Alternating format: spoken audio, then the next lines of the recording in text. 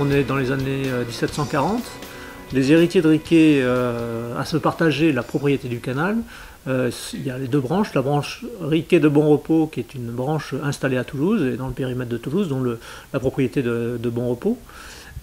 Et l'autre branche, c'est la branche Caraman, qui est plutôt installée sur Paris. Ils sont seigneurs de Roissy depuis 1727 et c'est eux qui ont le plus d'influence dans la propriété du canal.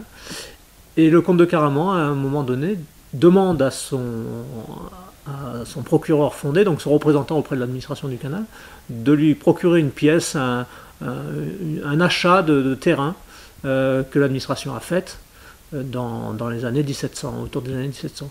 Et impossible de mettre la main sur ce papier. Et de ce problème, le comte de Caraman en a tiré une leçon. Il faut assurer la conservation des papiers, donc assurer leur collecte, un archivage bien cadré, et un archivage dans un lieu de conservation donné. Donc le premier bâtiment d'archives a été construit autour de 1750. Le premier archiviste a été recruté en 1747, donc on est dans un système d'archivage relativement ancien. Et le premier bâtiment étant saturé assez rapidement, parce que le volume de papier produit est quand même assez important. On a un deuxième bâtiment qui est construit en 1830, où toutes les archives sont transférées du premier au second bâtiment.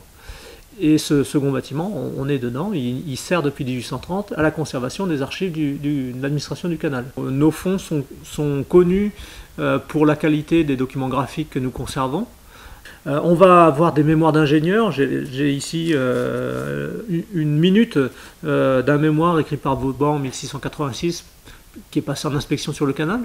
Donc on a ce type d'archives qui sont essentiellement des archives à visée technique.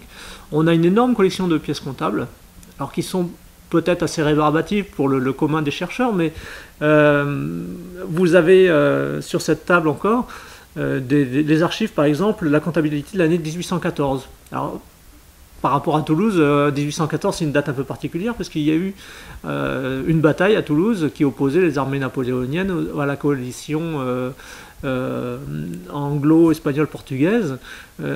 Et dans cette bataille, le canal a servi à un moment de ligne de front.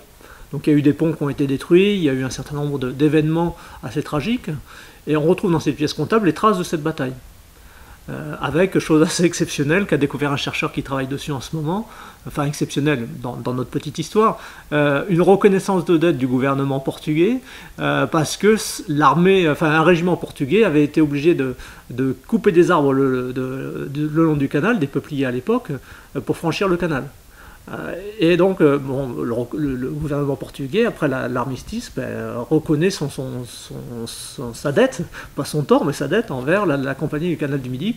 Donc c'est de la petite histoire, ça peut être de la grande histoire, il y a une foule de documents qui intéressent les chercheurs. C'est un bâtiment d'administration un peu spécial. C'est un bâtiment où on va y conserver la mémoire du canal, à une période où la compagnie du canal du Midi, c'est une compagnie d'actionnaires, et les héritiers de Riquet sont parmi les actionnaires, mais ne sont plus les uniques propriétaires qu'ils étaient avant la Révolution. Ils ont dû partager la propriété du canal avec des personnages qui ont fait leur fortune sous le Premier Empire. Et pour avoir quand même une certaine supériorité au sein du conseil d'administration, les héritiers de Riquet vont pousser en avant tout ce qu'ils avaient fait, tout ce que leurs aïeux avaient fait au XVIIIe siècle et forcément au XVIIe siècle à la construction du canal. Et ils vont essayer de pousser l'idée de créer un bâtiment qui soit un bâtiment dédié à la mémoire du canal, en fait.